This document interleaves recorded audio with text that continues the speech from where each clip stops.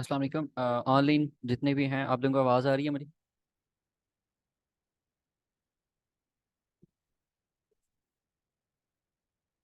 Kindly confirm कर दें, chat में मैसेज कर दें ओके का, या फिर बोल के बता दें कि आप लोगों को आवाज़ आ रही है।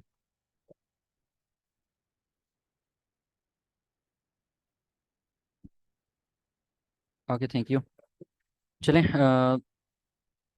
स्टार्ट करते हैं सेशन डेमो क्लास का।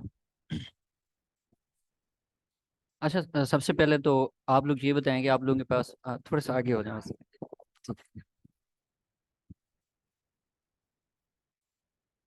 अच्छा, सबसे पहले तो ये बताएंगे आप लोगों ने पहले ग्राफिक के बारे में कुछ ना कुछ सुना हुआ है या किया हुआ है या इलस्ट्रेटर को यूज़ किया हुआ है? ठीक है, ठीक है।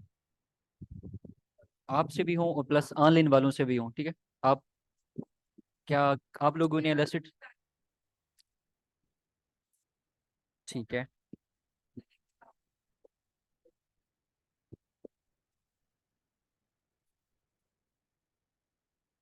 ठीक है। लैपटॉप या पीसी यूज़र तो है ना आप लोग, मतलब? ठीक है, सही है। चलें चलें। अच्छा, जो हम ग्राफिक का, वैसे तो आप लोगों को सर शाम साहब ने या एचआर साहब ने इसके बारे में बता दिया होगा कि आपको कोर्स कंटेंट क्या होगा और ये कौन से सॉफ्टवेयर आप इसमें कवर करेंगे। ठीक है, आप लोगों को फोटोशॉप और इलस्ट्रेटर का बताया गया होगा, और इलस्ट्रेटर क्यों यूज़ किया जाता है ये भी उन्होंने शायद बताया हो, बट मैं बता देता हूँ कि फुट इलस्ट्रेटर इस वक्त दुनिया का वो वैध सॉफ्टवेयर है जिसमें आप वेक्टर फाइल बनाते हैं, जो कि आप 64,000 गुना भी जूम करें तो आपको उसकी जूमिंग कैपेसिटी खत्म नहीं होगी। ठीक है, मीनिंग कि वो जो वेक्टर पिक्चर होती है या वेक्टर जो फाइल होती है, वो कभी उसके पिक्सल नहीं फटते। तो इस वजह से ये लीडिंग सॉफ्टवेयर है जो कि ग्राफिक की फील्ड में सबसे ज़्यादा यूज़ होने वाला है। और इसके मुकाबले में कोई और सॉफ्टवेयर है नहीं। अगर कोरल ड्रा की बात की जाए तो वो बहुत पुरानी टेक्नोलॉजी तो हो गई, वो कि ख़त्म हो गई है। तो हमारा जो कोर्स कंटेंट है उसमें यह है कि आपको फर्स्ट जो आपका सॉफ्टवेयर स्टार्ट होगा वो एडोब इलस्ट्रेटर होगा, उसके बाद फोटोशॉप होगी। और फोटोशॉप में आपको जो है मतलब हाफ मंथ में सिखाई जाएगी, क्योंकि फोटोशॉप का यूज़ ख़त्म हो गया है because of mobile use. Photoshop ज़्यादातर यूज़ होती है फ़ोटो एडिटिंग और फोटो मैनिपुलेशन के लिए, जो कि आजकल यूज़ नहीं होता, उसका यूज़ ख़त्म हो गया है। ठीक है, तो वैसे भी एआई का दौर है तो लोग मैनिपुलेशन वगैरह उससे भी एआई से करवा लेते हैं। और मोबाइल के आने से, क्योंकि आप आजकल हर दूसरे बंदे के हाथ में एक ऐसा मोबाइल है जिसके अंदर एडिटिंग के सारे टूल हैं, तो फोटोशॉप हम उस हद तक करेंगे जितना हमारे पास ग्राफिक में वो यूज़ होगा। ठीक है, तो ग्राफिक की फील्ड में जितना हम फोटोशॉप यूज़ कर सकेंगे उतना हम सीखेंगे। लेकिन हमारा मेन फोकस जो है वो इलस्ट्रेटर है, बिकॉज ऑफ इलस्ट्रेटर ही है जो ग्राफिक की फील्ड में यूज़ होता है। ठीक है, चलिए मैं आप पहले अपना नाम बता देता हूँ। मेरा नाम मोहम्मद लतीफ़ है और मैंने बीएस कंप्यूटर साइंस किया हुआ है एरिड एग्रीकल्चर यूनिवर्सिटी से, और मेरा 6 ईयर का एक्सपीरियंस है इस फील्ड में। और आप लोगों का मेंटोर हूँ मैं।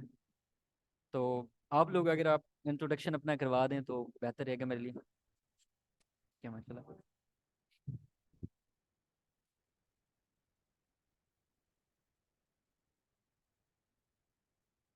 चला।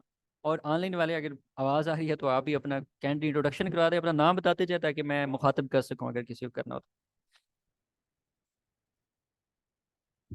अच्छा, ये बता दें कि जो नाम इधर आ रहे हैं सारे, मतलब जिन्होंने क्लास अटेंड की हुई है, वो सारे आप लोगों के ओरिजिनल नाम है? मतलब ऐसे होता है ना कि बंदा जो नाम होता है किसी और नाम से अकाउंट बना लेता है।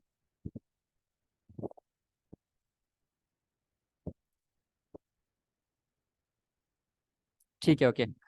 चलें, मैं स्टार्ट करता हूँ सॉफ्टवेयर से। सबसे पहले हमारे पास जो एडोब इलस्ट्रेटर का इंस्टॉल होना ज़रूरी है, कि हमारे पास वो इंस्टॉल होना चाहिए। और अगर आप लोगों को ये सॉफ्टवेयर ना मिल रहा हो तो आप लोग अपना ईमेल हमसे शेयर कर सकते हैं, और ईमेल शेयर करके आप एक्सेस ले सकते हैं वहाँ से अपना।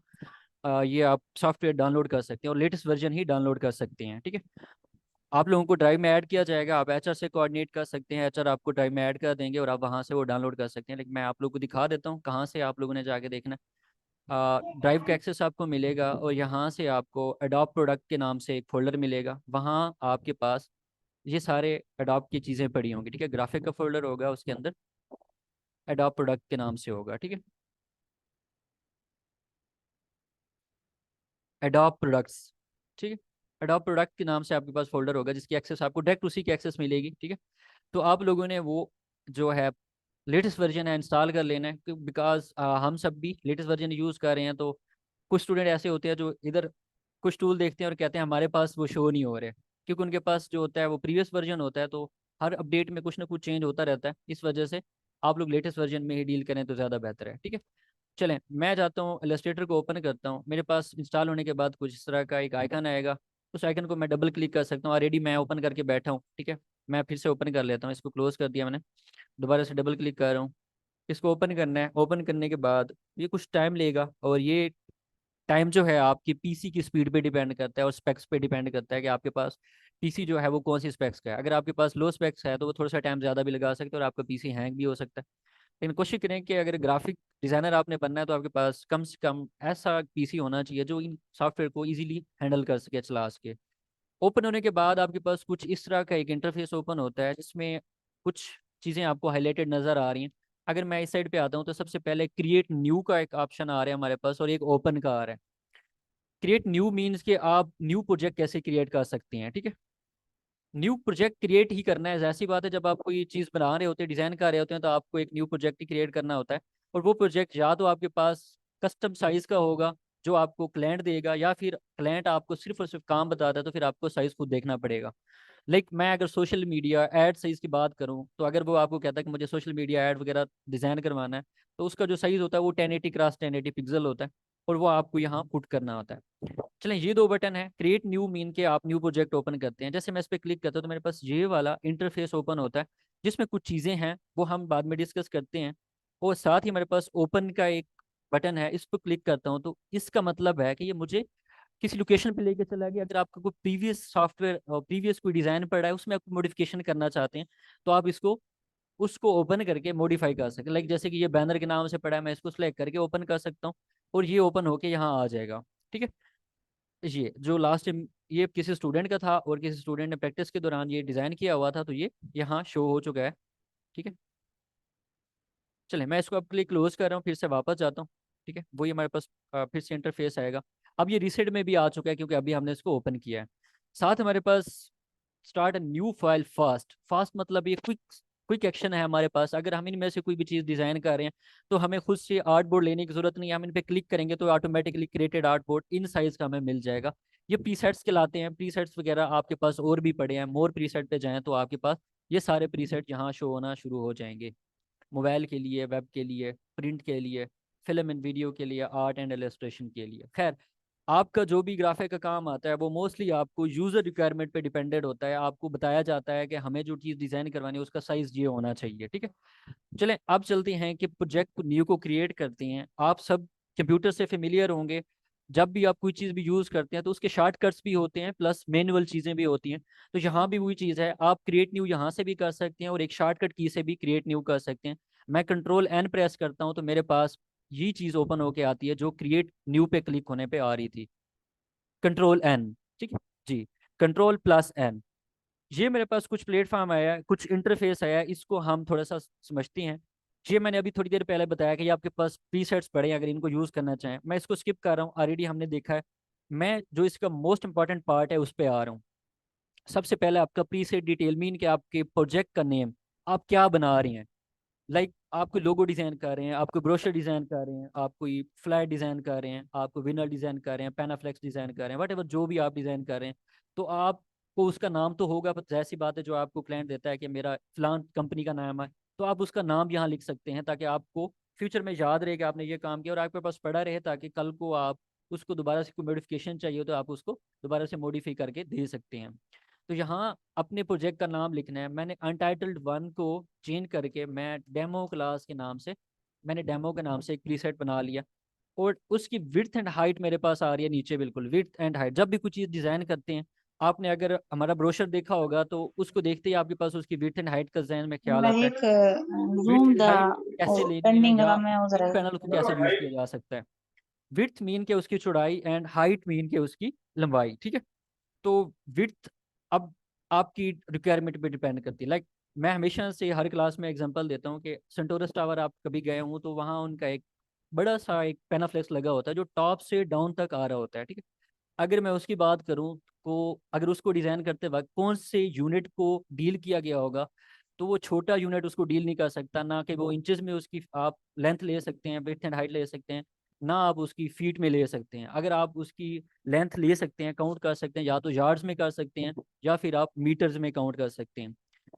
तो इधर हमारे पास वही सारे यूनिट्स आ रहे हैं जिनमें हमने अपनी मेजरमेंट को डील करना है। ये देखिए हमारे पास मीटर्स भी आ रहा है, मिलीमीटर भी आ रहा है, यार्ड्स भी आ रहा है, सेंटीमीटर, सारी चीज़ें आ रही हैं। तो हमने वो वाला यूनिट यहाँ से चूज करना है जो यूनिट जिस यूनिट की हमें ज़रूरत है। अभी के लिए मैंने बताया कि हम एक सोशल मीडिया पोस्ट का जो साइज़ होता है वो एक आर्टबोर्ड लेना चाह रहे हैं। तो सोशल मीडिया पोस्ट का जो साइज़ होता है वो हमेशा पिक्सल में होता है। लाइक मैं आपको इंटरनेट पे दिखा भी देता हूँ। मैं गूगल पे जाता हूँ, यहाँ मैं लिख लेता हूँ सोशल मीडिया एड साइज। ठीक है, मैं अगर सर्च करता हूँ तो ये मुझे बता रहा है गूगल के उसका जो साइज होता है वो 1080 क्रॉस 1080 पिक्सल होता है। और ये चीज़ हम यहाँ आके पुट करने वाले हैं। तो पिक्सल में है, यहाँ मैं 1080 पिक्सल मेरा ऑलरेडी सिलेक्टेड है, तो मुझे यहाँ से पिक्सल लिखने की इसके ऊपर साथ ज़रूरत नहीं है।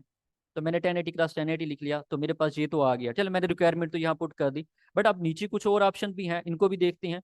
फर्स्ट ऑफ ऑल हमारे पास ओरिएंटेशन आ रही है। ठीक है, ओरिएंटेशन आपको खुद से चूज करने की जरूरत नहीं है। ये बाय डिफॉल्ट ये इलस्ट्रेटर खुद ही डिसाइड करेगा। अगर विड्थ ज़्यादा होगी, हाइट कम होगी, तो वो ऑटोमेटिकली लैंडस्केप में चला जाएगा। अगर हाइट ज़्यादा है और विड्थ कम है तो वो पोर्ट्रेट में चला जाएगा। तो ये इसके ऊपर छोड़ दें कि ये खुद ही चूज कर लेगा, आपको खुद से बताने की जरूरत नहीं है।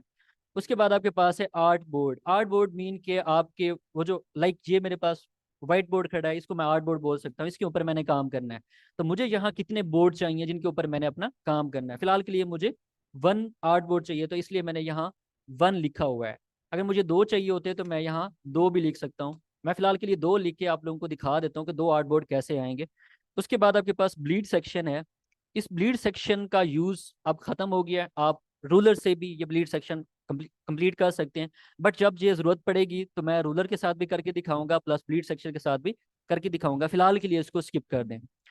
एडवांस ऑप्शन में है जो कि ज़्यादा इंपॉर्टेंट है। सबसे पहले आपके पास है कलर मोड। कलर मोड बहुत इंपॉर्टेंट है। जब भी आप कोई डिजाइनिंग करते हैं तो कलर मोड बहुत इंपॉर्टेंट है। ऐसे समझे कि जैसे सांस लेने, जिंदगी गुजारने के लिए सांस जरूरी है ना, तो डिजाइनिंग के लिए ये 2 चीजें आपके लिए जरूरी है। सबसे पहले आर्ट बोर्ड का साइज, सेकेंडली आपका कलर मोड, कि आपने कलर मोड कौन सा चूज करना है। First of all colour mode आपके पास कितने हैं? मैं अगर ड्रॉप डाउन करता हूँ तो मेरे पास 2 कलर मोड आ रहे हैं। ठीक है, फर्स्ट कौन सा है? RGB colour mode. And second क्या आ रहा है? CMYK। अब ये 2 हैं, और ये यूज कब होंगे फिर? आरजीबी कब यूज करेंगे और CMYK कब यूज करेंगे? आरजीबी आप तब यूज करते हैं जब आप कोई चीज ऐसी डिजाइन कर रहे हैं जो आपको प्रिंटेड फॉर्म में नहीं चाहिए। याद रखें, जो आपको प्रिंटेड फॉर्म में नहीं चाहिए, आपने ऑनलाइन प्लेटफॉर्म पे उसको यूज करना है। लाइक आपने फेसबुक पे यूज करना है, आपने इंस्टाग्राम पे यूज करना है, गूगल एड्स में यूज करना है, जहां भी यूज करना है, लेकिन ऑनलाइन प्लेटफॉर्म होगा। तो उसके लिए आप क्या कर सकते हैं? आरजीबी यूज करेंगे, और ये मस्ट है। ठीक है, उसके बाद क्या कहते हैं कि CMYK कलर फिर कब यूज होता है? तो डेफिनेटली CMYK तब यूज होगा जब आपको प्रिंटेड फॉर्म में कुछ चीज चाहिए। आप ब्रोशर डिजाइन कर रहे हैं, आपको प्रिंटेड फॉर्म में चाहिए। आप बिजनेस कार्ड डिजाइन कर रहे हैं, प्रिंटेड फॉर्म में चाहिए। विनर डिजाइन किया है अभी मैं थोड़ी देर पहले बात किया सेंटोरस टावर पे एक जो बैनर लगा हुआ है, या उसको मैं अगर पेनाफ्लेक्स की बात करूं तो भी वो प्रिंटेड फॉर्म में चाहिए। तो हमें प्रिंटेड फॉर्म में डील करने के लिए CMYK कलर चूज करना पड़ेगा। तो अभी के लिए मैं जो चीज़ बना रहा हूँ, मैं कोई प्रिंट नहीं कर रहा उसका, इसलिए मैं उसको RGB में लेके जा रहा हूँ। नीचे है रास्टर इफेक्ट। इसको वैसे स्किप भी कर दे तो जरूरत नहीं है, मतलब ये इंपॉर्टेंट नहीं है। हाँ, अलबत्ता इसका पता होना चाहिए आपको कि 300, 150 एंड 72, 36 इसका फिर मकसद क्या है जब ये जरूरी नहीं है। तो ये आपकी स्क्रीन रेजोल्यूशन है, आपके पीसी की स्क्रीन रेजोल्यूशन है कि पीसी आपका कौन कौन से स्पेक्स रखता है। आप इनमें से 72 चूज कर लें, आप इनमें से 36 कर लें, इससे कोई फर्क नहीं पड़ता। बिकॉज ऑफ कि जब आप एक्सपोर्ट करते हैं अपनी फाइल को तो आप हाई रेजोल्यूशन में उसको एक्सपोर्ट कर सकते हैं। ये रेजोल्यूशन लो रहे तो भी आपको फर्क नहीं पड़ता इस चीज़ से। सो इसके लिए मैंने इसको रिकमेंडेड जो उसने बताई हुई है 72, तो मैंने 72 ही रख दिया। प्रीव्यू मोड जो है इसको डिफॉल्ट रखें, लेकिन मैं बता देता हूँ डिफॉल्ट का मतलब ये है कि ये डायरेक्टली प्रोपोर्शनल है कलर मोड के। अगर आपका RGB होगा तो ये पिक्सल फॉर्म में चला जाएगा, अगर आपका CMYK होगा तो ये ओवर प्रिंट में चला जाएगा। तो इसको बाय डिफॉल्ट छोड़ें और क्रिएट पे क्लिक कर दें। जो आपने रिक्वायरमेंट यहाँ पुट की है उस रिक्वायरमेंट में आपके पास ये 2 आर्ट बोर्ड आ चुके हैं, क्योंकि मैंने वहाँ 2 आर्ट बोर्ड लिखे थे, इस वजह से यहाँ 2 आर्ट बोर्ड आ चुके हैं। ये दो आर्ट बोर्ड, इन दो आर्ट बोर्ड पे मैं काम कर सकता हूँ, ठीक है। अब आर्ट बोर्ड आ गए हैं, चले मैं, आप लोगों ने अगर नोट किया हो तो मैं आर्ट प्रेस करके इसको जूम इन जूम आउट कर रहा हूँ, ठीक है।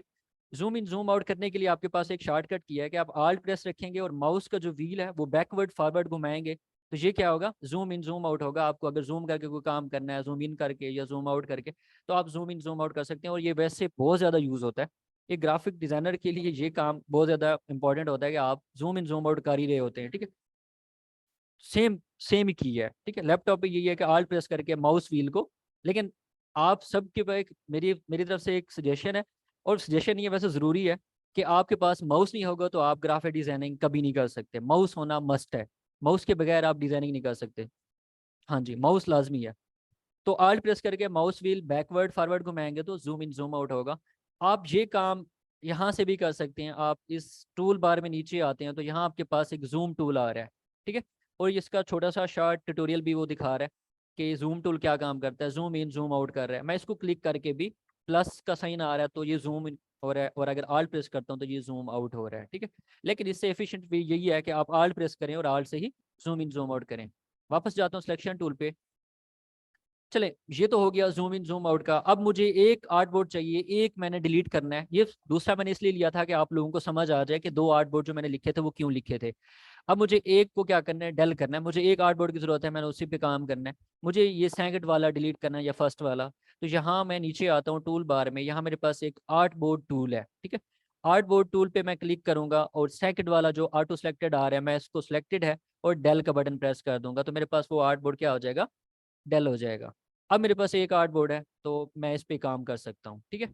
अब इस पे काम करने के लिए हमें टूल्स का पता होना चाहिए। तो आज जो हम टूल स्टार्ट करने वाले हैं उन टूल का मैं थोड़ा बहुत इंट्रोडक्शन दूंगा और एक छोटा सा आपका टास्क होगा। उसके बाद फिर आपकी जैसे रेगुलर क्लासेस होंगे तो आपको टूल बाय टूल समझाया जाएगा साथ साथ।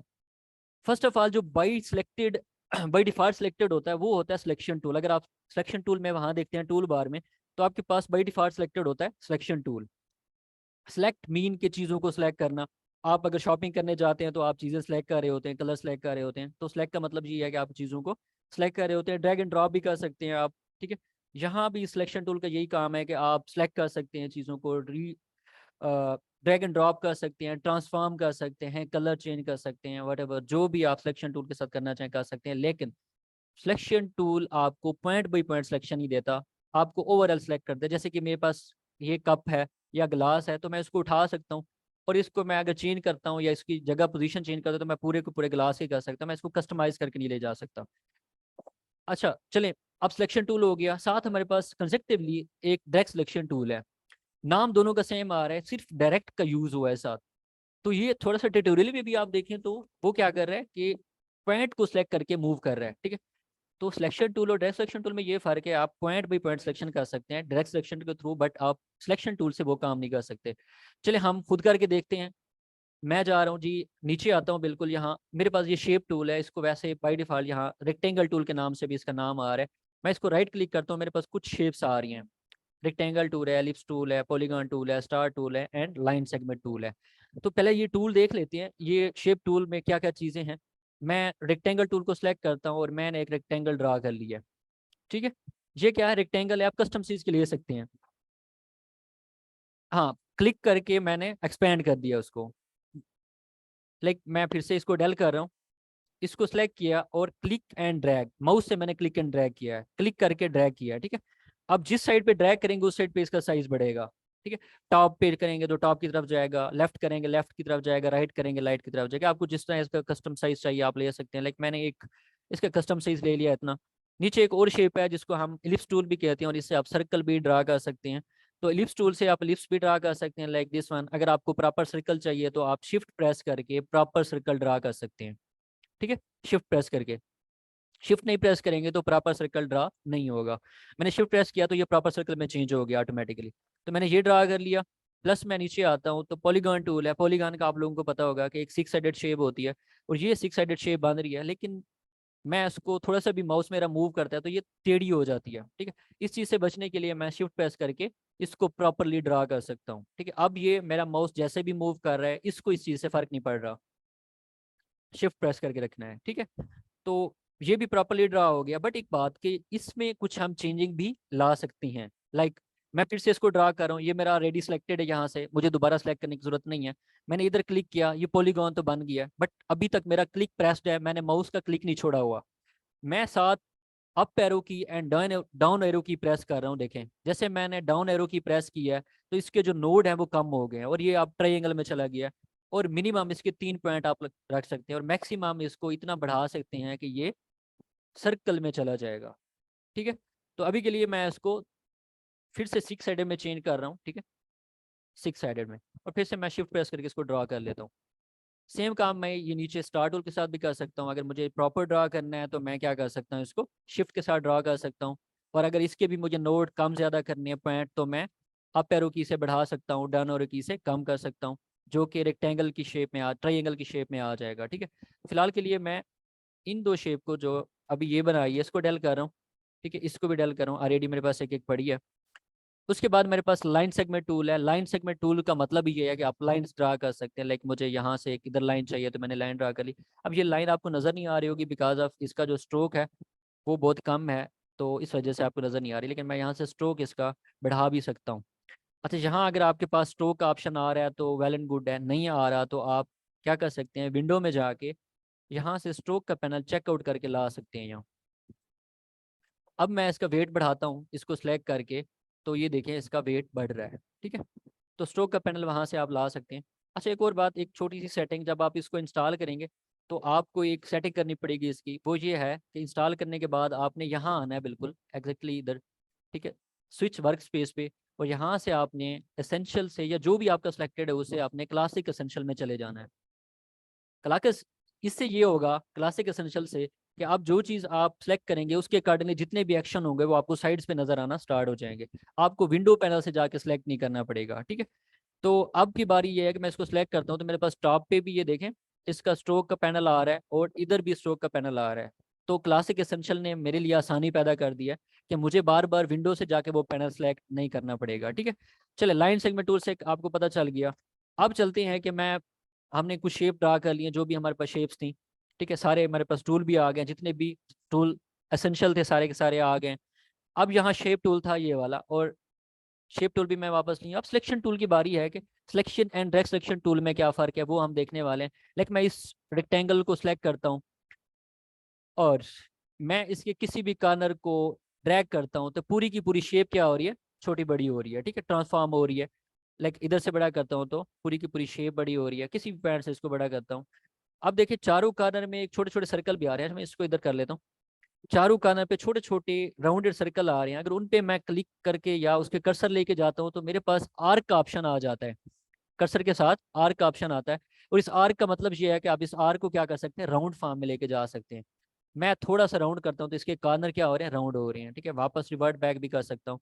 मैंने इसके राउंड कर दिया, फिर वापस मैं इसको क्लिक करके वापस लेके जा सकता हूँ। ठीक है, तो थोड़ा सा मैं राउंड कर देता हूँ जितनी की मुझे इसकी जरूरत थी। बट बात ये करने की थी कि मैंने किसी एक कॉर्नर को राउंड किया तो चारों के चारों कॉर्नर राउंड हुए हैं, बाकी तीन भी साथ हुए हैं। अगर मैं किसी एक कॉर्नर को पकड़ के ट्रांसफॉर्म करता हूँ तो पूरी की पूरी शेप ट्रांसफॉर्म हुई है। मैं चाहता हूँ कि मैं किसी एक कस्टम पॉइंट को राउंड करूं या उस कस्टम पॉइंट को मूव करूं। ठीक है, मैंने इसको सिलेक्ट किया। अब की बारी मैं जा रहा हूँ डायरेक्ट सिलेक्शन टूल पे। अब देखें, मैं इस पॉइंट को क्लिक करता हूँ और इस पॉइंट को मैं राउंड करता हूँ तो सिर्फ और सिर्फ यही पॉइंट राउंड हुआ है, बाकी तीनों क्या है, फिक्स्ड हैं। और ये फर्क है डायरेक्ट सिलेक्शन टूल में और सिलेक्शन टूल में कि सिलेक्शन टूल क्या काम करता है, पूरी की पूरी शेप को ट्रांसफॉर्म करता है, चेंज करता है, जो भी आप उसमें चेंजिंग ला रहे हैं। बट कि अगर डायरेक्ट सिलेक्शन टूल की बात की जाए तो ये क्या करता है, पॉइंट बाय पॉइंट सिलेक्शन देता है आपको। आप किसी भी पॉइंट को मॉडिफाई कर सकते हैं, किसी भी पॉइंट को डिलीट कर सकते हैं, किसी पॉइंट को राउंड कर सकते हैं। मुझे अगर टॉप वाले दो पॉइंट राउंड करने हैं तो मैं इन दोनों को सिलेक्ट किया और दोनों के कॉर्नर्स को पकड़ के राउंड कर सकता हूँ। नीचे वाले करने हैं तो मैं नीचे वालों को सिलेक्ट करके भी राउंडेड फॉर्म में लेके जा सकता हूँ। ठीक है, अब वापस लाना है तो वापस ला सकते हैं, कंट्रोल जी करें, कंट्रोल जी से क्या हो जाएगा, अनडू हो जाएगा, जो वापस आपका जो एक्शन आपने किया हुआ था वो वापस रिवर्ट हो जाएगा। ठीक है, अब देखिए मुझे इस पॉइंट को मूव करना है। लाइक मुझे ये तीनों पॉइंट क्या चाहिए, फिक्स चाहिए, इस पॉइंट को मैंने मूव करना है। तो देखें ये पॉइंट क्या हो गया, कस्टम चला गया है, कस्टमाइज हो गया, और बाकी तीनों पॉइंट क्या है, फिक्स्ड हैं। तो direct selection tool and selection tool में फ़र्क साहब नज़र आ गया आपको। ठीक है, क्लियर है, ऑनलाइन वाले आप लोगों को क्लियर है। Selection and drag selection tool में। तो अब की बारी अगर किसी भी शेप को आप लोगों ने कस्टम करना होगा, कस्टमाइज करना होगा, तो आप क्या कर सकते हैं, सिलेक्शन टूल की बजाय ड्रैग सिलेक्शन टूल को सिलेक्ट करके आप इसको चेंज कर सकते हैं, मॉडिफाई कर सकते हैं। फिलहाल के लिए मैं सारी की सारी शेप डल कर रहा हूँ। और अब की बारी मैं फिर से एक रेक्टेंगल ले रहा हूँ, और रेक्टेंगल को जैसे मैं क्लिक करता हूँ तो मेरे पास ये दो चीज़ें आ रही हैं। एक क्या है, फिल एंड स्ट्रोक। फिल क्या है, ये जो आपका बॉक्स वाइट कलर से फिल आ रहा है इसको क्या कहते हैं, फिल कहते हैं। और नीचे जो आपके पास लाइन में या एक आउटलाइन टाइप सर्कल आ रहा है जिसका ब्लैक कलर है, वो क्या होता है, स्ट्रोक कहलाता है। इस शेप जो हमने अभी ड्रॉ की है इसके स्ट्रोक भी हैं साथ, देखें तो ब्लैक। अगर जूम नहीं किया हुआ था तो ये नज़र नहीं आ रहे थे, जब से मैं जूम करता हूँ तो ये नज़र आ रहे हैं, ये स्ट्रोक है। ठीक है, इसका स्ट्रोक मैं बढ़ा भी सकता हूँ, सिलेक्ट किया और स्ट्रोक पैनल पे जाके इसके स्ट्रोक की वैल्यू बढ़ा दिया, आप देखें आपको स्ट्रोक नज़र आ रहा है। बट अब जब हमें स्ट्रोक नहीं चाहिए होगा तो हम इसको कैसे ख़त्म कर सकते हैं, बिकॉज ये स्ट्रोक आपको कभी कभी ज़रूरत पड़ता है जहां आपकी ज़रूरत होती है, अदरवाइज आपको इसकी ज़रूरत नहीं पड़ती। तो मैं इसको ख़त्म कैसे कर सकता हूँ, जो शेप आपको, जिस शेप के आपको स्ट्रोक ख़त्म करना है उसको सिलेक्ट करेंगे, यहाँ आएंगे स्ट्रोक पैनल को टॉप पे क्लिक कर लेंगे, मतलब उसके क्लिक करेंगे टॉप पे आ जाएगा, और यहाँ से आपने इसको नन कर देना है। अब की बारी आपका स्ट्रोक यहाँ से ख़त्म हो चुका है। ठीक है, तो किसी भी चीज़ का स्ट्रोक खत्म करना हो क्या कर सकते हैं, सिलेक्ट किया, स्ट्रोक पैनल को टॉप पे लाया और नन कर दिया। अब आप फिल को टॉप पे रखें, अब इसका आप कलर भी चेंज कर सकते हैं। वैसे स्ट्रोक के साथ भी कर सकते थे, कस्टमाइज आप कुछ भी कर सकते हैं, बट स्ट्रोक जरूरत नहीं था मुझे तो मैंने इसलिए उसको खत्म कर दिया। अब इसका कलर चेंज करने के लिए आपके पास दो वे हैं। एक तो ये है कि इसको सिलेक्ट किया, टॉप पे कलर पैनल आपके पास आ रहा है। अगर ये आपके पास ना आ रहा हो तो परेशान बिल्कुल नहीं होना, इधर डबल क्लिक करना है, जी आपके पास कलर पैनल आ गया टोटल। आप यहाँ से कलर बार को चेंज कर सकते हैं, लाइक मुझे ग्रीन कलर चाहिए तो मैं यहाँ से ग्रीन कलर लेके आ सकता हूँ, और मुझे यहाँ से लाइट कलर चाहिए तो मैं लाइट की तरफ जा सकता हूँ, डार्क कलर चाहिए तो मैं डार्क की तरफ जा सकता हूँ। ठीक है, मुझे ये वाला कलर चाहिए, मैंने इधर क्लिक कर दिया और ओके कर दिया, और ये कलर मेरी फिक को, मेरी शेप को असाइन हो चुका है। एक और वे है कि आप विंडो में जाएं, यहाँ से कलर पैनल को चेकआउट कर लें और इसको नीचे ले आए, यहाँ जो अभी मैं थोड़ी देर पहले क्या कर दिया था, क्विट कर दिया था, इसको सेलेक्ट करें, यहाँ किसी भी कलर पे क्लिक करते जाएं तो ये कलर इसको क्या होता जाएगा, असाइन होता जाएगा। तो ठीक है, मैं इसको यूज़ नहीं करा फिलहाल के लिए, मैं इसको ही डबल क्लिक करके अपने कलर को चेंज कर सकता हूँ। सो मैं फिलहाल के लिए इसको ग्रीन ही रखना चाह रहा हूँ ये। ठीक है, यहाँ तक समझ आ गया, कलर चेंज करना पता चल गया होगा आप सबको। चलिए अब चलते हैं कि कोई छोटी मोटी शेप बना लेते हैं ताकि आप लोगों को घर जाके प्रैक्टिस करने के लिए भी कोई चीज़ बने, पता हो कि क्या करना है। मैं इस फिग को फिलहाल के लिए डेल कर रहा हूँ। अच्छा एक और बात, कि ये जो आपके पास एरिया आ रहा है, ये आपका क्या है, आर्ट बोर्ड है, कैनवास है। कैनवास के आउटसाइड पे कुछ एरिया आ रहा है, आप इसके ऊपर भी काम कर सकते हैं, आप लिमिटेड नहीं है कि इसके ऊपर काम करें। ठीक है, आप इसके ऊपर भी काम करके अपना काम एक्सपोर्ट कर सकते हैं, बट इससे बाहर नहीं जा सकते। लाइक देखें, मैंने एक रेक्टेंगल बनाई है और अगर मैं इसको ड्रॉप करता हूँ इस एरिया से बाहर तो ये कह रहा है कांट मूव द ऑब्जेक्ट। आप इस मूव ऑब्जेक्ट को इस एरिया से बाहर मूव नहीं कर सकते। बट हाँ अलबत्ता आप इस एरिया के अंदर रह के इसको कर सकते हैं, हाँ इतना ही कर सकते हैं, बट इसको टोटली बाहर आप मूव नहीं कर सकते। ये बाउंड्री है जिसके ऊपर आपने रहना है, इस बाउंड्री के बाहर आप जाके कुछ भी नहीं कर सकते। ठीक है, खैर, तो इसलिए मैं क्या कर रहा हूँ फिलहाल के लिए, इस रेक्टेंगल को डेल कर रहा हूँ और मैं जूम कर रहा हूँ, और मैं अपने इस फिग के ऊपर या इस आर्ट बोर्ड के ऊपर अपना एक डिज़ाइन तैयार करने लगा हूँ। मुझे एक रेक्टेंगल चाहिए, रेक्टेंगल पे क्लिक किया, फिलहाल के लिए मैं रेक्टेंगल का कलर वाइट कर रहा हूँ, बिकॉज ये कलर क्या है बाय डिफ़ॉल्ट आपका, ये जो कलर है कैनवास का कलर है या आप इसको आर्ट बोर्ड का कलर कहें तो क्या है, बाय डिफ़ॉल्ट वाइट होता है। अब इसका कलर भी चेंज कर सकते हैं बट इसकी ज़रूरत नहीं पड़ती। मैं अगर इसके ऊपर वाइट फिग एक बनाता हूँ या वाइट रेक्टेंगल ड्रा करता हूँ तो वाइट एंड वाइट आपस में मर्ज हो गए, हमें समझ नहीं लग रही हमारी रेक्टेंगल कहाँ पड़ी है, देखें नज़र भी नहीं आ रही। दैट्स वाई मैं इसको टॉप पे ही बना रहा था। ठीक है, कि कलर आपस में मिक्स ना हो। तो ये मुझे रेक्टेंगल चाहिए थी, इसका मैं कलर फिलहाल के लिए वही डार्क ग्रीन कर रहा हूँ। ठीक है, यहाँ से डार्क ग्रीन कर दिया, ये हो गया। मुझे इसकी कॉपी चाहिए। अब आप सब कंप्यूटर यूज़र होंगे तो आप लोगों को एक शॉर्टकट की पता होगी, अगर आप लोगों ने MS वर्ड यूज़ किया होता, control C and control V, एक कॉपी पेस्ट का एक आपके पास शॉर्टकट की होती है। तो वो शॉर्टकट की मैं इधर भी लगा सकता हूँ, control C and control V, तो इसकी कॉपी जनरेट होकर यहाँ आ चुकी है। बट ये जो कॉपी है ये मुझे मेरी रिक्वायरमेंट को मीट नहीं कर रही। मैं चाहता हूँ कि मेरी कॉपी इसके टॉप पे आ जाए, मैं सिर्फ उसको ट्रांसफॉर्म करूँ और मेरा काम हो जाए। क्योंकि आप जब डिज़ाइनर होते हैं और आप जब ज़्यादा काम कर रहे होते हैं तो फिर आपको इस तरह के शॉर्टकट ढूंढने होते हैं ताकि आपका टाइम बच सके। अच्छा एक और वे है कॉपी करने का, एक तो कंट्रोल C कंट्रोल V हो गया। सेकंड है कि आप आल्ट प्रेस करें और ड्रैग करें, आल्ट प्रेस किया और माउस से ड्रैग कर लिया तो मेरे पास कॉपी जनरेट हो गई है। जैसे ही आप फिग को सिलेक्ट करते हैं, आल्ट प्रेस करते हैं, तो आपके पास डबल कर्सर आ रहा है। डबल कर्सर बता रहा है कि आपकी कॉपी जनरेट हो चुकी है, बट आप उसको मूव कर लें। ठीक है, चलें, ये मेरे पास हो चुका है। थर्ड वे है जो कि इस तरह के केस में जो अभी मैं करने लगा हूँ, यूज़ करता हूँ मैं, उसको आपने फिग को सिलेक्ट करना है, एडिट पे जाना है, कॉपी करना है, दोबारा एडिट पे जाना है। अब आपको इसके फ्रंट पे कॉपी चाहिए तो फ्रंट पे कॉपी आ जाएगी, बैक पे चाहिए तो बैक पे चली जाएगी। प्लेस, अगर आप किसी प्लेस पे कॉपी चाहते हैं तो उधर है। आर्ट, आपके पास आर्ट बोर्ड 4 से 5 हैं तो आप हर आर्ट बोर्ड पे भी इसकी कॉपी प्लेस कर सकते हैं। बट फिलहाल के लिए मुझे इसके फ्रंट पे कॉपी चाहिए तो मैंने पेस्ट इन फ्रंट कर दिया। अब कॉपी इसके फ्रंट पे आई हुई है, बट हमें नज़र नहीं आ रही, लेकिन मैं लेयर में देख के जाके देख सकता हूँ। ठीक है, मैं लेयर में गया हूँ और ड्रॉप डाउन करता हूँ तो देखें ये कितनी शेप्स पड़ी हैं। ठीक है, तीन, तीन रेक्टेंगल पड़ी हैं, ये एंड दिस वन 3। ये मुझे लेयर्स बता रही है, बट मैं क्या कर रहा हूँ, कंट्रोल जी करता हूँ, मैं इनमें से एक लेयर को, ये जो सिलेक्ट किया इसको डेल कर देता हूँ। अब मेरे पास दो लेयर्स बची हैं। ठीक है, दो लेयर्स का मतलब ये है कि दो कॉपीज पड़ी हैं। ठीक है, फर्स्ट वाली जो कॉपी है इसका पहले मैं first of all colour change कर देता हूँ। डबल क्लिक किया और मैंने इसको व्हाइट कलर दे दिया। ठीक है, और इस वाइट कलर वाली शेप को मैं थोड़ा कस्टमाइज कर रहा हूँ, मैं इसको थोड़ा छोटा कर देता हूँ। मैंने इस कॉर्नर से पकड़ा और मैं इसको इधर तक ले आता हूँ। ठीक है, कस्टम कर दिया, इसको इसको ट्रांसफॉर्म कर दिया मैंने। यहाँ तक मेरी ये दो रेक्टेंगल हैं, एक ये है और एक ये है। ठीक है, कंट्रोल जी से वापस लाता हूँ इसकी अपनी जगह पे।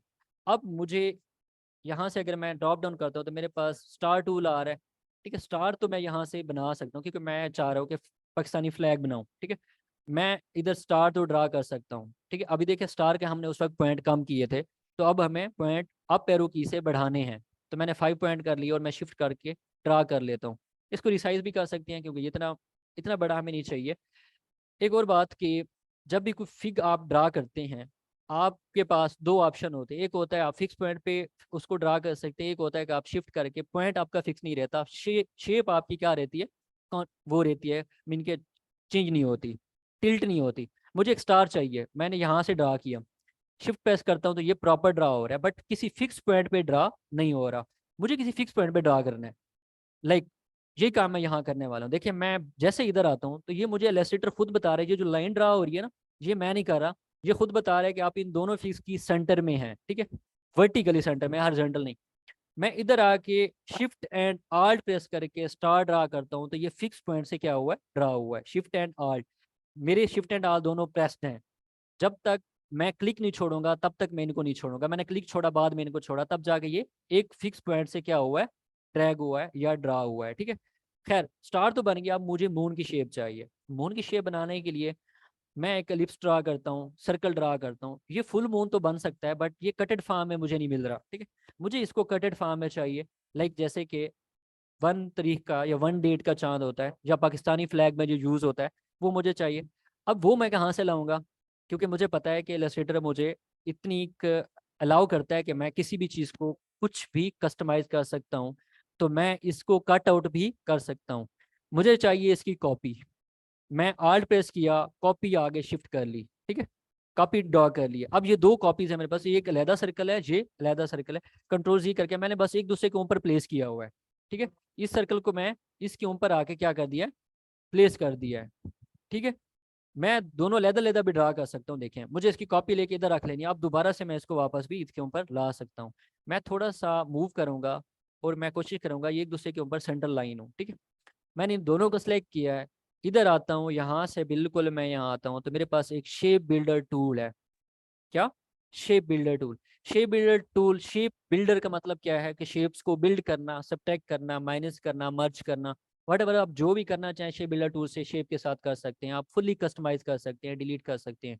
मैंने शेप बिल्डर टूल को क्लिक किया है, मेरे पास बाई डिफॉल्ट जैसे मैंने शेप बिल्डर टूल को क्लिक किया है, कर्सर के साथ प्लस का साइन आ रहा है, प्लस मीन के ऐड अप करना चीज़ों को। अब यहाँ से इन दोनों शेप्स को ऐड अप करके एक शेप बना सकते हैं। मैंने अब देखें इसको एक शेप में चेंज कर दिया हुआ है। अब ये दो शेप नहीं रही। कंट्रोल जी करता हूँ, वापस रिवर्ट बैक करता हूँ, आप देखें ये दो डिफरेंट शेप हैं। फिर से मैं सेलेक्ट करता हूँ, मैं शेप बिल्डर टूल पे जाता हूँ। बाई डिफॉल्ट क्या आ रहा है, प्लस का साइन आ रहा है। जैसे मैं आल्ट प्रेस करता हूँ तो वो जो साइन है वो किस में चला गया, माइनस में चला गया। और ये माइनस मुझे बता रहा है कि आप इनमें से कोई भी शेप क्या कर सकते हैं, सब्ट्रैक्ट कर सकते हैं। मुझे ये पार्ट रखना है और ये दो पार्ट क्या करने हैं, डेल करने हैं। तो मैंने यहाँ से क्लिक करके ड्रैग कर दिया। अच्छा, ड्रैग इतना नहीं करना, ठीक है, बस इतना ही ड्रैग करना है कि ये दो शेप सेलेक्ट हो जाए। लाइट आल्ट प्रेस किया और इतने तक ड्रैग कर लिया।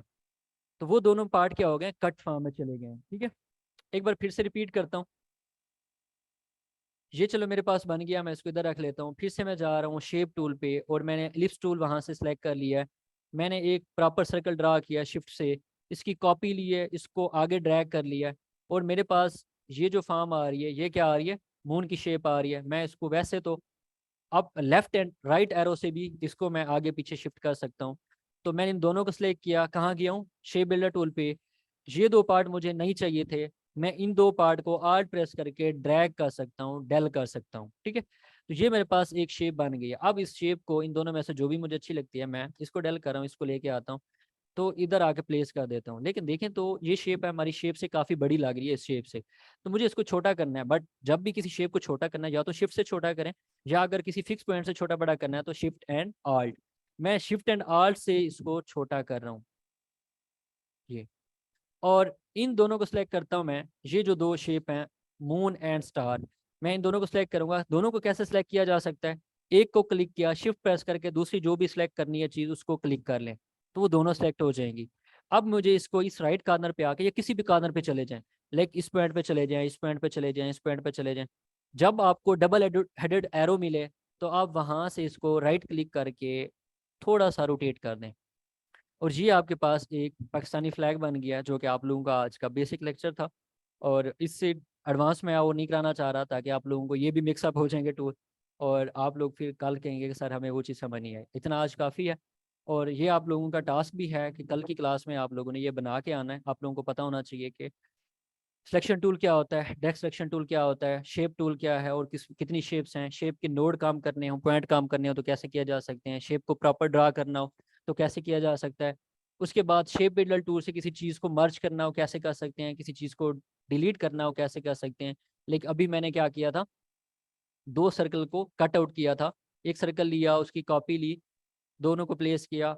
अब मुझे शेप बिल्डर टूल से या तो ये दो पार्ट, इनको भी मैं अलहदा बना के भी इस तरह कर सकता हूँ, ये अलहदा पार्ट बन गया और ये अलहदा पार्ट बन गया। अब इसको मैं डेल कर सकता हूँ, ये मेरी आउटपुट है जो मैं यूज़ कर सकता हूँ। ठीक है, अब इस तरह भी कर सकते हैं, माइनस भी कर सकते हैं। तो ये आज का टॉपिक था, और ये आज की क्लास थी। कोशिश करें कि इसको कल कंप्लीट करके आएँ, और फिर इंशाल्लाह कल नेक्स्ट क्लास के साथ मिलते हैं। ठीक है, किसी को कोई क्वेश्चन है तो आप क्वेश्चन रेज कर सकते हैं।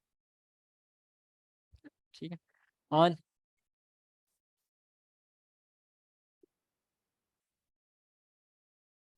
ठीक है, बिल्कुल ऐसे यूज़ करेंगे तो आपको पता चलेगा। और आपको रिकॉर्डेड सेशन भी मिल जाएगा, अगर आपको कोई चीज़ समझ नहीं आती तो रिकॉर्डेड सेशन से भी आप देख सकते हैं। और वैसे तो मेरे ख्याल में मैंने इतना डीपली एक्सप्लेन किया है, कोशिश। ठीक है,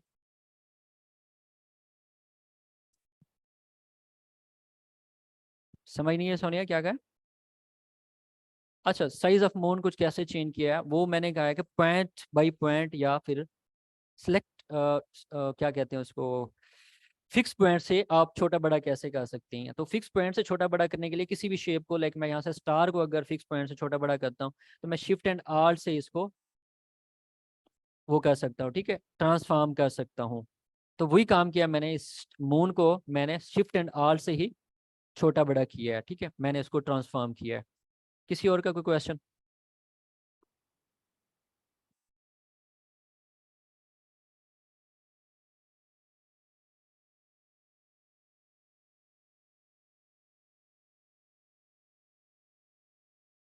चलें ठीक है, मैं ना मीटिंग क्लोज कर रहा हूँ अभी, और आप सबका ये टास्क भी है, कंप्लीट करना है लाजमी। और ये रिकॉर्डेड सेशन जो है वो एचआर से कोऑर्डिनेट करके आप लोग अपना ईमेल